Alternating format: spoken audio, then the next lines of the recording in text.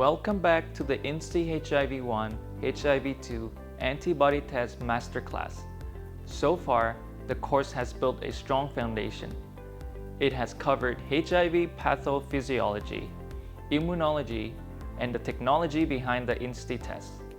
This module shifts the focus to applying that knowledge to the testing procedure. This module covers the complete testing procedure from start to finish. It reviews the blood collection techniques, the proper handling of each solution, the correct use of the membrane unit, and how to interpret results. We'll cover testing with fingerstick blood, along with venous whole blood, plasma, and serum samples. This module should provide the confidence and knowledge needed to perform the INSTI test correctly and reliably. Let's begin.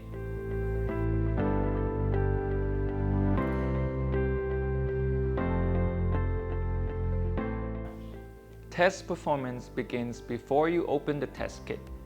Proper preparation supports a smooth procedure and reliable results. Let's walk through the essential pre-test steps. First, verify that the test kit has been stored correctly at 2 to 30 degrees Celsius. Check the expiration date on the outer packaging.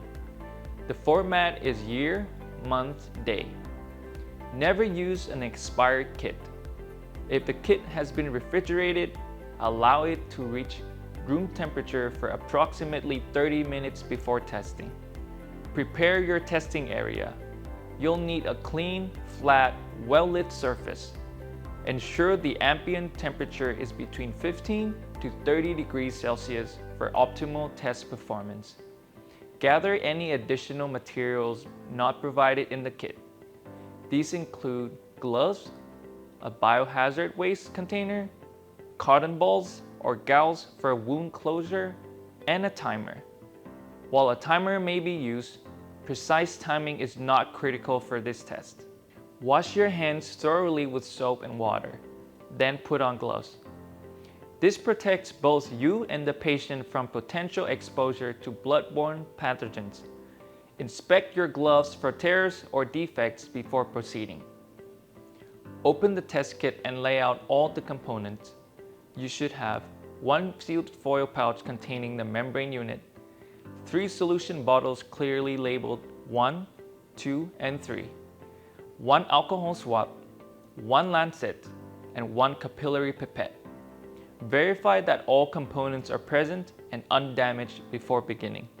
If you're testing in a point-of-care setting, ensure you're familiar with your facility's protocols for HIV testing.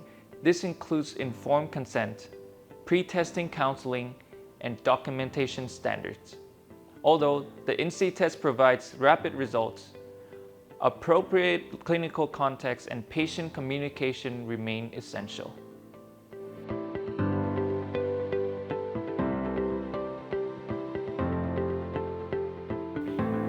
Now we'll walk through the fingerstick blood collection procedure step by step. Proper technique is essential for obtaining an adequate sample volume and ensuring patient comfort and safety. Begin by having the patient position their hand at or below waist level with the palm facing upward on a flat surface. This position uses gravity to enhance blood flow to the fingertips. If the patient has cold hands, have them wash their hands with warm water or use a heating pad to warm the hand. Select the puncture site. The side of the fingertip, typically the ring or middle finger, is preferred over the finger pad.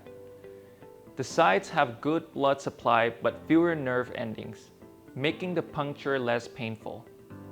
Avoid fingers with calluses, cuts, or visible injury.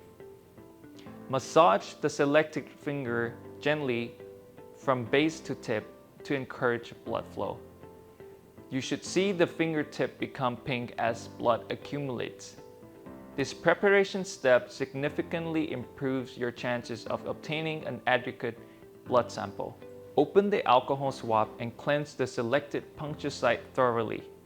Wipe in one direction and allow the area to air dry completely. This is crucial as residual alcohol can dilute the blood sample and interfere with red blood cell lysis in solution 1. Do not blow on the finger or wave it to speed drying. While the finger is drying, prepare solution 1. Unscrew the red cap of the sample diluent bottle, but leave the cap near the bottle. This helps streamline once blood collection begins. Once the finger is completely dry, prepare the lancet. Twist off the protective cap from the lancet and pull it straight out. You'll see the spring-loaded device is now ready to fire. Do not touch the exposed end. With your non-dominant hand, apply pressure to the finger just below the puncture site. This helps ensure good blood flow. With your dominant hand, hold the lancet by the body and position it perpendicular against the side of the fingertip. Press it firmly and straight down until a distinct click is heard, indicating that the lancet has fired. Immediately dispose of the used lancet in a sharps container. Never set it down where someone could accidentally contact it. The lancet is designed for single use and must be discarded after use. As blood begins to form, hold the pipette horizontally or parallel to the floor with the tip pointing toward the blood drop. The air vent hole must remain uncovered. Gently touch the tip of the pipette to the blood drop without touching the finger itself. Blood will automatically flow into the pipette using capillary action and will fill to the black line marked on the pipette. Filling stops automatically when it reaches this line. Do not squeeze the bulb during collection. If blood flow is inadequate, gently apply intermittent pressure below the puncture site to encourage blood flow.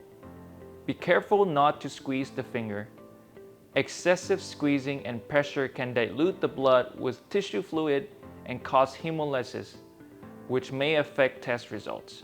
If you cannot collect sufficient blood after these measures, perform a second skin puncture using a new lancet or a different finger. Do not attempt to repuncture the same site. Once the pipette is filled to the black line, immediately apply a cotton ball or gauze to the puncture site and have the patient apply gentle pressure to stop the bleeding.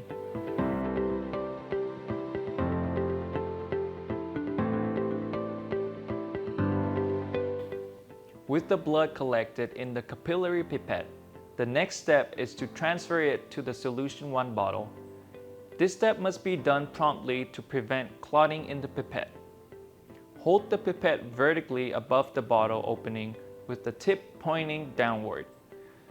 Align the pipette tip with the bottle opening.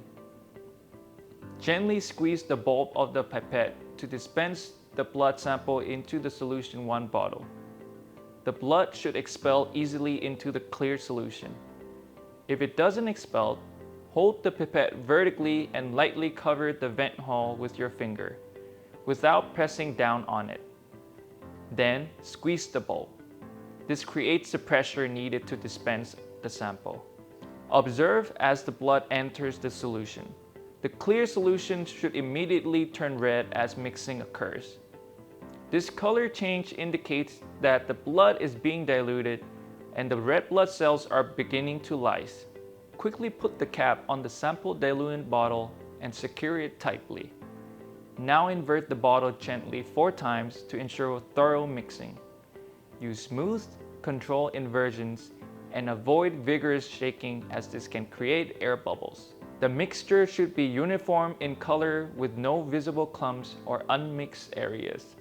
This mixing step is essential because it ensures antibodies are evenly distributed throughout the solution. Inadequate mixing can lead to invalid or inaccurate results. One important thing to note: the diluted blood sample must be added to the membrane unit within 5 minutes of mixing with solution 1. After this time, clotting or sample degradation may begin to occur. Set the mixed sample aside while you prepare for the membrane unit.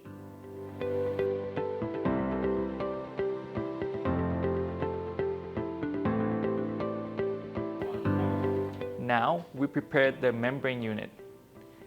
Proper handling of this component is essential because it's where the immunological reactions occur. Locate the foil pouch containing the membrane unit. Tear open the pouch carefully along the tear notch. Handle the foil carefully to avoid damaging the membrane inside or causing an injury from the foil. Remove the membrane unit from the pouch, holding it by the edges or the tap. Do not touch the center well of the membrane.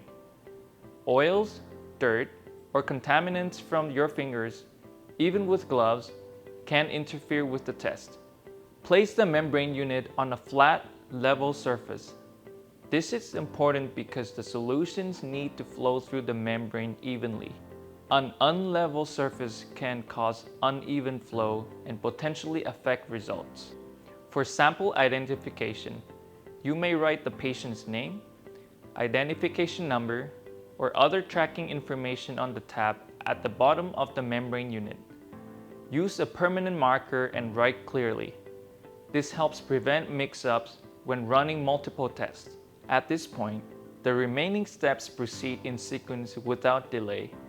Have solutions 2 and 3 within easy reach, as they are added quickly, in succession, after the blood and solution 1 mixture. Pick up the sample diluent bottle and gently swirl it once more to keep the sample mixed. Remove the cap and hold the bottle directly over the center of the membrane unit well.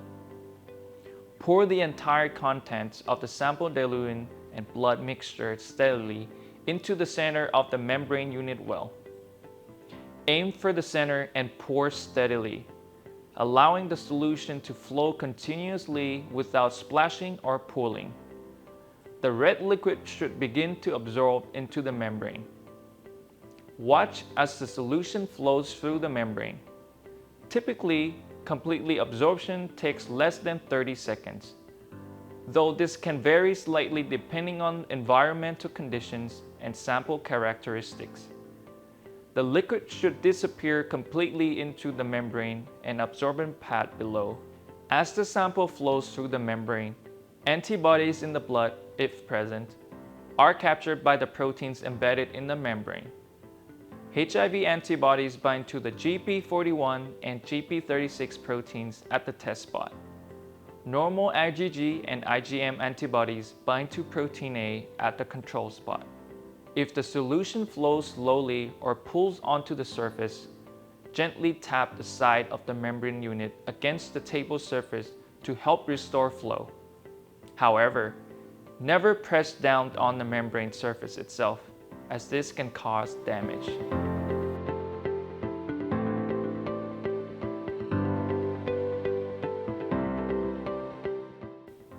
Once the sample diluent mixture has fully absorbed, proceed with adding solution 2, the color developer. The test results begin to appear at this stage. Before opening solution 2, check the bottle. The solution should appear blue in color. Because the dye may settle during storage, mix the solution before use. Hold the solution 2 bottle and slowly invert it 2 to 3 times. Use gentle inversions and observe the solution. Mixing is complete when the blue color appears uniform with no settling or streaks. Continue inverting slowly until the dye is evenly distributed. This mixing step is important as it ensures the dye is evenly distributed. If the mixing is incomplete, the protein and dye complex may be unevenly concentrated, potentially affecting the intensity and uniformity of the test results. Once properly mixed, remove the blue cap from solution 2. Hold the bottle directly over the center of the membrane unit well, just as with solution 1. Pour the entire contents of solution 2 steadily into the center of the well. The blue solution should appear absorbing immediately. Observe the solution as it flows through the membrane. This typically takes about 20 seconds. As solution 2 flows through the membrane, blue color may begin to develop. The control spot should start to become visible. If HIV antibodies are present at the test spot, color development may be observed there as well. Wait until solution 2 has fully absorbed before proceeding. Do not add solution 3 until all the blue liquid has absorbed into the membrane. This ensures the color development is complete.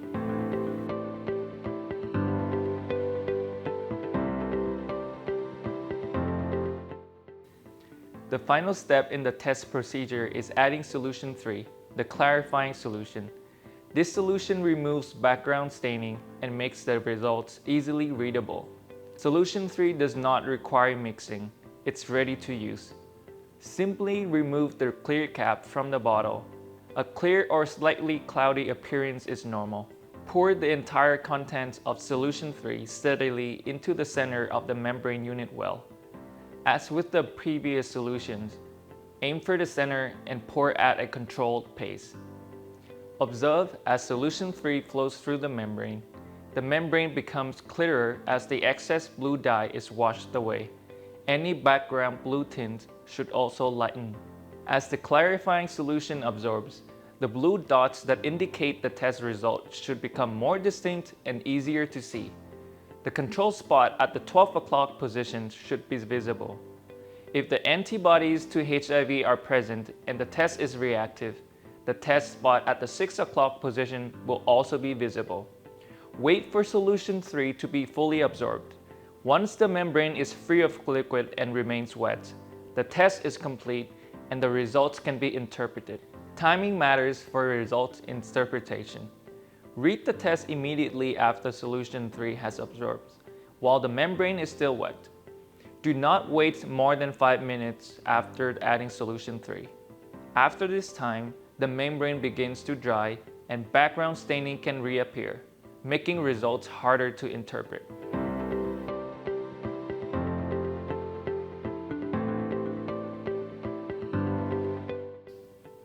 Next, let's review how to read and interpret the INSTI HIV-1, HIV-2 antibody test results.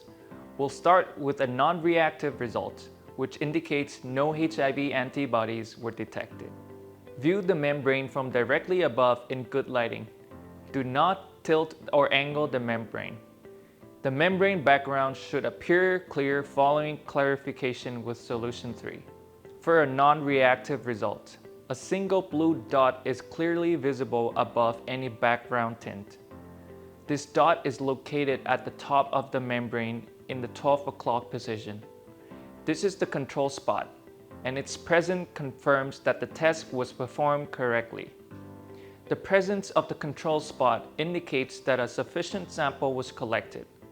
IgG and IgM antibodies were captured by protein A, and the test flowed properly through the membrane. This confirms the test is valid.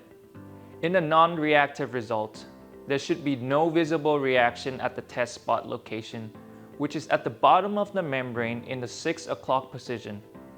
This area should be clear with no blue dot or ring visible. A non-reactive result indicates that antibodies to HIV-1 or HIV-2 were not detected in the sample at the time of testing. Appropriate patient counseling remains important. If the patient had a potential exposure within the antibody window period, retesting at 3 months post-exposure is recommended. Remember, a non-reactive result does not mean the person is immune to HIV or can never become infected. It means that at this moment, HIV antibodies were not detected in the sample.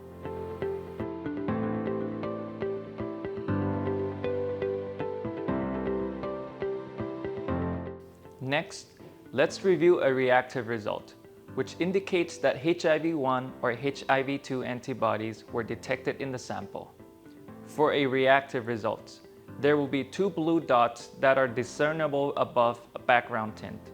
The first, the control dot, is at the 12 o'clock position, and the second, the test dot, is at the 6 o'clock position.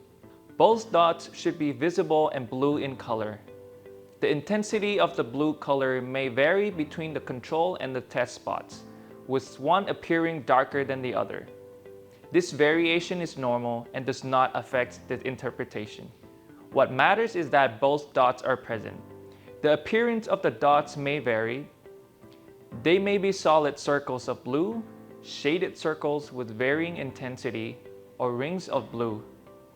Any clearly visible blue marking at the test spot location, whether solid, shaded, or a ring, should be interpreted as reactive. A reactive INSTI test result is preliminary and must be confirmed with additional testing. This is critical. Following a reactive rapid test result, a venous blood sample must be drawn and sent to a laboratory for HIV confirmatory testing using Western blot or other approved confirmatory methods. This INSTI test is a screening tool, not a diagnostic test. Although it has demonstrated sensitivity and specificity above 99%, any reactive screening result must be confirmed before a final diagnosis is made.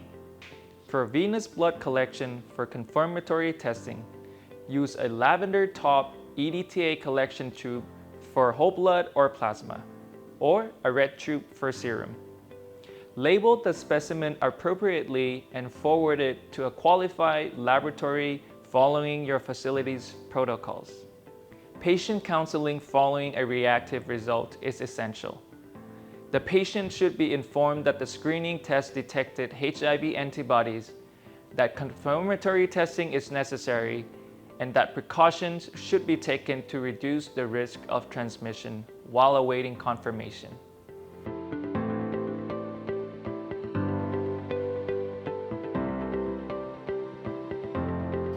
An invalid result occurs when the test does not perform as intended and cannot be interpreted.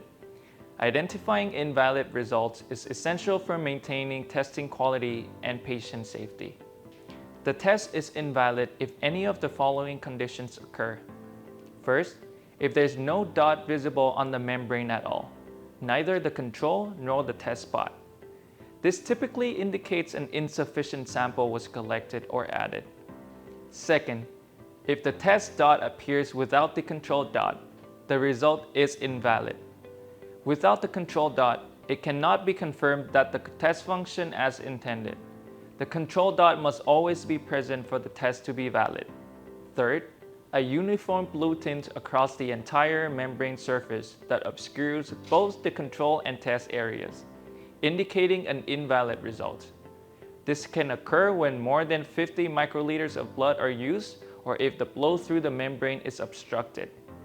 Fourth, the presence of only blue specks or particulates on the membrane without distinct dots forming indicates an invalid result. This suggests that the test did not function as intended, which may occur if the test materials were compromised or if the procedure was not followed correctly. Invalid test results cannot be interpreted as either reactive or non-reactive and do not provide information about HIV status.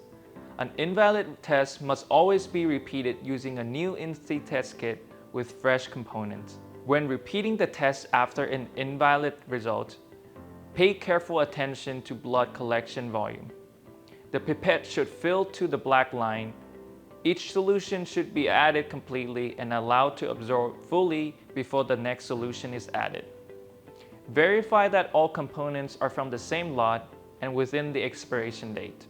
Repeated invalid results may indicate an issue with the test kit lot, storage conditions, or testing environment. Run INSTI control samples to verify that the test kit is functioning as intended. Contact technical support if problems persist.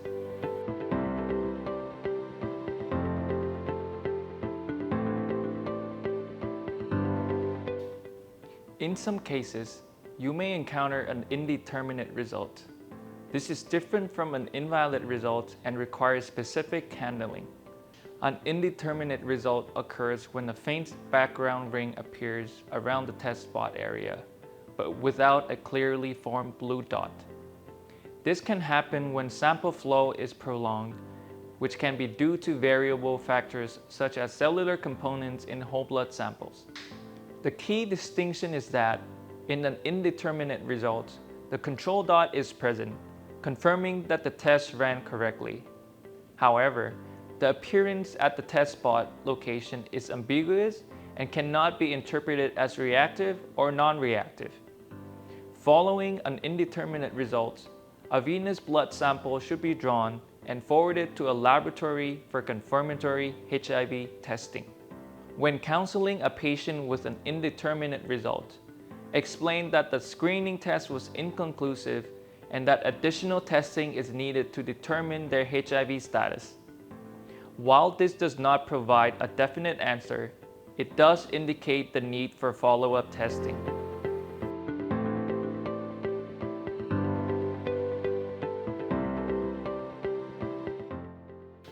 While we focus on fingerstick blood collection, the INSTI test can also be used with venous whole blood, plasma, and serum. Let's review the procedure for these sample types. For venous whole blood, collect the specimen using standard venipuncture procedures with a lavender top EDTA anticoagulant tube. The blood should be tested within 48 hours of collection and should be stored at 2 to 8 degrees Celsius, if not tested immediately. Do not freeze whole blood specimens. For plasma, collect venous blood in an EDTA tube. Then separate the plasma from blood cells by centrifugation according to your laboratory's standard procedures. Plasma can be stored refrigerated at 2 to 8 degrees Celsius for up to 5 days, frozen at -20 degrees Celsius for 3 months, or frozen at -70 degrees Celsius for 1 year. For serum, collect venous blood in a red top tube without anticoagulant. Allow the blood to clot, then separate the serum by centrifugation. Serum storage requirements are the same as plasma. Note that serum testing may not be approved in all jurisdictions. Verify local regulations. When testing these sample types, bring specimens to room temperature before testing. Mix each specimen thoroughly by gentle inversion before use. Do not heat specimens or repeatedly freeze and thaw them, as this can damage antibodies. The key procedural difference is that, instead of the capillary pipette provided in the kit, a calibrated precision pipette capable of accurately delivering 50 microliters must be used. Accurate volume delivery is required for proper test performance. Using the precision pipette, measure exactly 50 microliters of the specimen and add it to the sample diluent bottle. Recap and mix by gentle inversion. Then proceed with the test exactly as you would with fingerstick blood.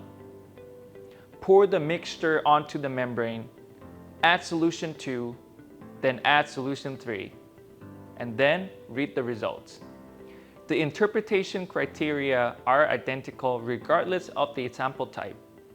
1 dot indicates a non-reactive result. 2 dots indicates a reactive result. An absence of the control dot means that the test is invalid.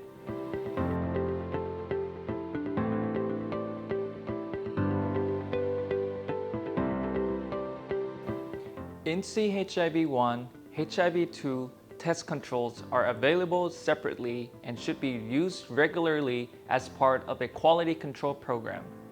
Let's review when and how to use these controls. Control samples should be run under specific circumstances.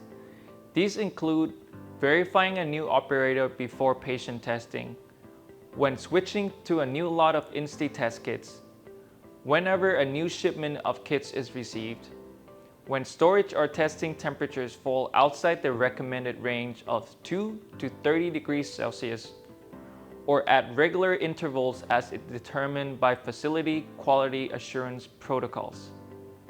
INSTI controls include an HIV-1 positive control, an HIV-2 positive control, and a negative control. These are derived from human plasma that has been heat inactivated.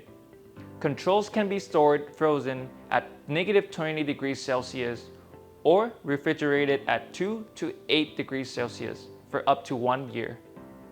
Before use, allow controls to reach room temperature and mix by gentle swirling. Do not vortex or shake vigorously.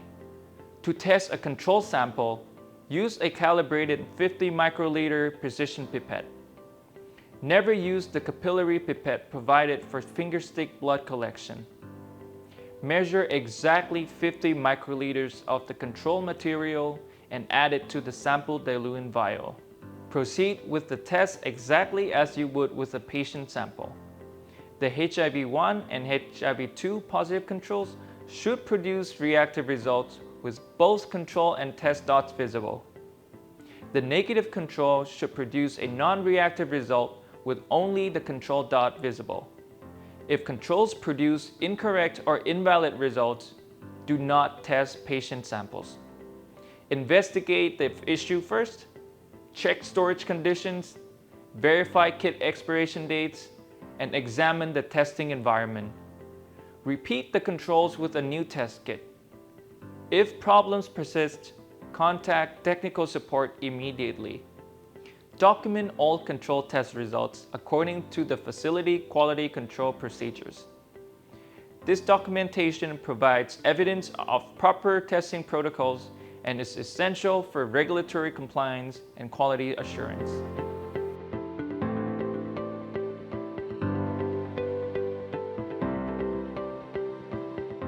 Even with a straightforward procedure, errors can occur. Let's review the most common issues and how to prevent them. Error number 1, insufficient blood collection. This is the most common cause of invalid results. To address this, ensure that the patient is properly prepared. It is important that the patient's hands are warm and below heart level, and that the finger is adequately massaged. Confirm that the capillary pipette fills to the black line. Error number 2, not allowing alcohol to dry completely before puncturing. Residual alcohol dilutes the blood sample and can interfere with cell lysis. To address this, always allow the finger to air dry completely. Be patient, this only takes 30 to 60 seconds. Error number 3, squeezing the capillary pipette bulb during blood collection. This can draw in wrong volume and can introduce air bubbles. To address this, ensure to hold the pipette horizontally, touch the tip to the blood drop, and allow automatic filling. Never squeeze during collection. Error number 4, inadequate mixing of the blood and solution 1 mixture. Poor mixing leads to uneven antibody distribution. To address this, invert the bottle 2 to 3 times gently but thoroughly. Ensure there is uniform color throughout. Error number 5, not inverting solution 2 before use. The blue dye settles, and failure to mix it can lead to inconsistent color development. To mitigate this, always invert solution 2 slowly 2 to 3 times until solution 2 is uniformly blue before opening the bottle. Error number 6, touching the center of the membrane well. Contamination can interfere with antibody binding. It is important to always handle the membrane unit by the edges or tap. Never touch the center well. Error number 7, reading results after more than 5 minutes. The membrane dries and background staining can reappear. Make sure to read the results immediately after solution 3 absorbs, while the membrane is still wet. Error number 8, misidentifying sample types when using the wrong pipette. The capillary pipette is only for fingerstick blood. To address this, always confirm the correct collection method depending on the sample type. Always use a precision 50 microliter pipette for venous blood, plasma, serum, or controls.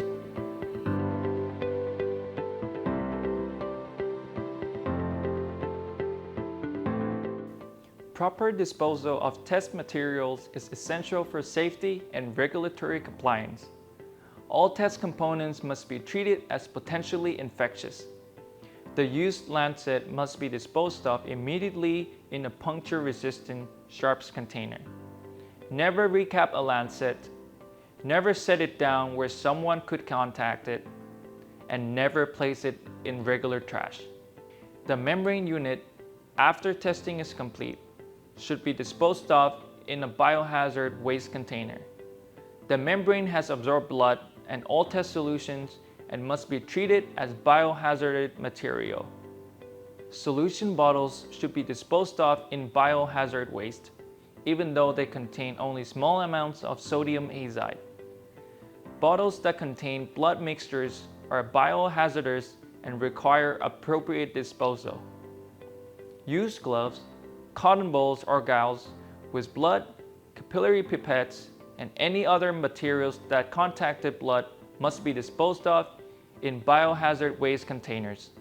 After completing the test and disposing of all materials, remove your gloves carefully by peeling them off inside out to contain any contamination.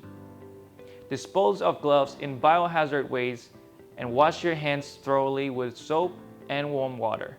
Clean your work surface with an appropriate disinfectant according to facility protocols. A 10% bleach solution or EPA-registered disinfectant is appropriate. This maintains a clean environment for subsequent testing.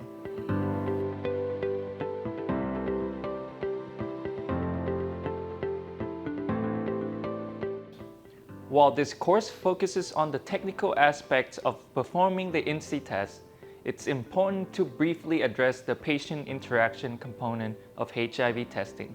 Before testing, ensure the patient has provided appropriate consent according to your facility's protocols and local regulations. Many jurisdictions have specific requirements for HIV testing consent and counseling. Explain the testing procedure to the patient before you begin. Let them know they'll feel a brief pinch from the lancet, that the test takes about 1 minute, and when they can expect results. This transparency helps reduce anxiety and patients feel more comfortable. If the result is non-reactive, explain what this means, that no HIV antibodies were detected at this time. If there was a potential exposure within the past 3 months, recommend retesting at 3 months post-exposure according to the HIV window period. If the result is reactive, remain calm and professional. Explain that the screening test detected HIV antibodies and that confirmatory testing is necessary. Emphasize that this is a standard procedure for all reactive screening tests. Provide information about the next steps and available support services.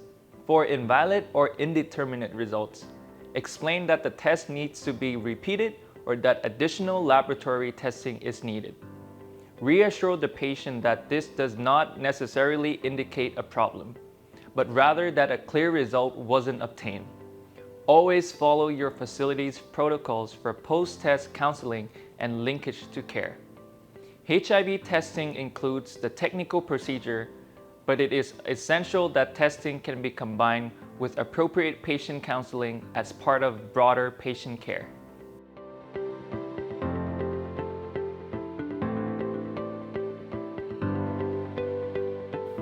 This section provides a quick reference for common issues that may occur during testing and how to address them.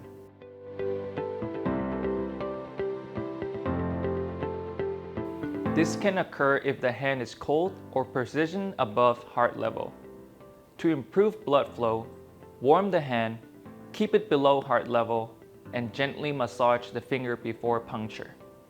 Apply the lancet firmly and perpendicular to the skin.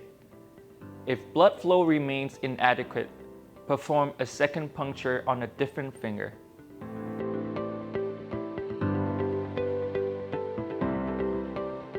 If air bubbles are present, discard the sample and recollect. During collection, hold the pipette horizontally and ensure that the vent hole remains uncovered.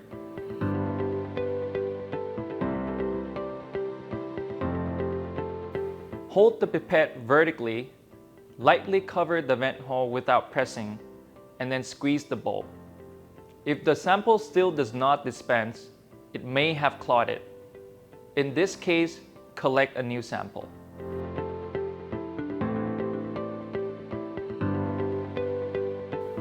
Confirm that testing is being performed at room temperature. Gently tap the side of the membrane unit on the table and allow sufficient time for absorption. Verify that the membrane unit is within its expiration date and not damaged.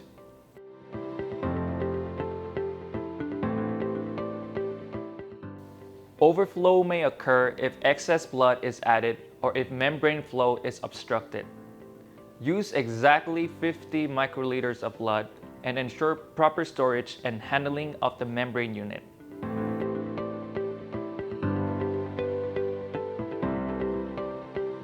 This may be caused by insufficient blood volume, improper mixing, or rarely, very low antibody levels such as in severe hypogammaglobulinemia.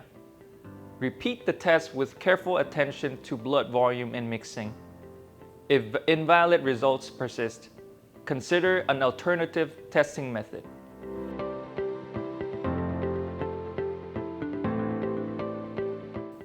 Read the test under bright, direct lighting and immediately after solution 3 has absorbed. If the dots remain difficult to interpret, repeat the test using a new kit.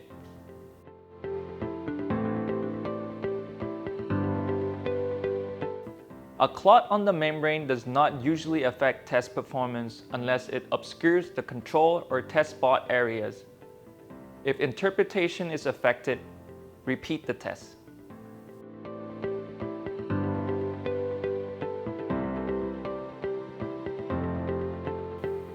Let's walk through some clinical scenarios to illustrate how INSTI results should be interpreted in real-world settings. Scenario number 1. A patient presents to an emergency department after a potential occupational exposure to HIV and requests immediate testing. An INSTI test is performed, which is non-reactive. However, the exposure occurred yesterday. What should you advise? In this situation, explain that a non-reactive antibody test does not rule out HIV infection because the patient is within the HIV testing window period. Immediate evaluation for post-exposure prophylaxis should be recommended, along with follow-up HIV testing at the appropriate intervals according to the patient's exposure window and clinical guidelines. Remember, follow-up testing should be recommended following 3 months since exposure. Scenario number 2. A patient reports that they are currently receiving antiretroviral therapy for HIV treatment. The INSTI test result is non-reactive. Is this accurate? Explain that the INSTI test is an antibody screening test and that results must be interpreted in the context of known HIV status. In individuals with a documented HIV status who are on ART, antibody test results may not reflect current clinical status. Testing history and medical records should guide interpretation rather than relying on this result alone. Scenario number 3. A patient's INSTI test shows a reactive result. They become very upset, asking whether this means they definitely have HIV. How do you respond? Remain calm and compassionate. Explain that the screening test detected HIV antibodies, but confirmatory testing is required before a diagnosis can be made. Reinforce that confirmatory testing is a standard procedure following any reactive result. Arrange for venous blood draw for confirmatory testing and provide information about support services. Scenario number 4. You're testing in a community outreach setting. After adding solution 3, you notice a very faint test spot still visible, but you're not certain whether it's a true positive or just background staining. What should you do?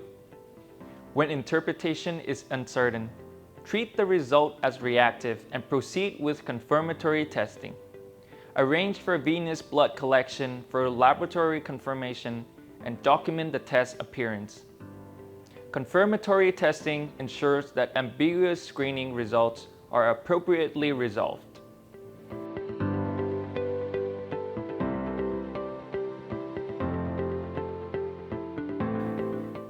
The INSTI test's rapid results make it ideal for integration into various clinical workflows. Let's discuss how to optimize its use in different settings. In emergency departments, the INSTI test can provide screening results within minutes. This can support timely decision-making for patients requiring rapid HIV screening, including those undergoing evaluation following potential exposure or prior to certain clinical procedures. In outpatient clinics, the test allows for results to be provided during the same visit. This can support the completion of the testing process in a single encounter, which may be beneficial for patients who face barriers to healthcare access, helping reduce those that may be lost to follow-up. In community testing programs, the all-in-one INSTI test kit has everything you need for testing and is portable and is shelf-stable, making it suitable for mobile testing units, outreach programs, and other non-traditional settings. These approaches can help extend HIV screening services to populations that are underserviced by traditional healthcare settings. In occupational health settings, rapid screening results support timely post-exposure assessment and help inform the next steps, including referrals for post-exposure prophylaxis. Regardless of the setting, the INSTI test should be integrated into existing quality management systems. This includes established protocols for operator training and competency assessment, routine control testing, result documentation, and linkage to confirmatory testing and care.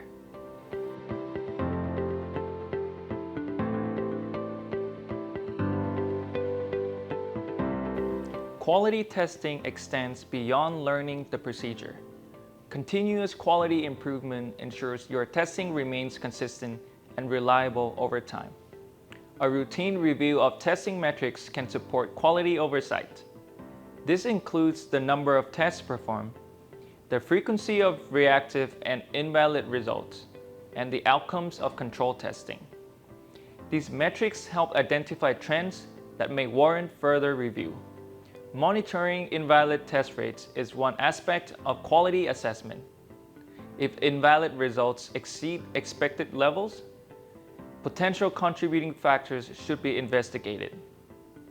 These may include operator training and competency, blood collection technique, kit storage conditions, and the testing environment.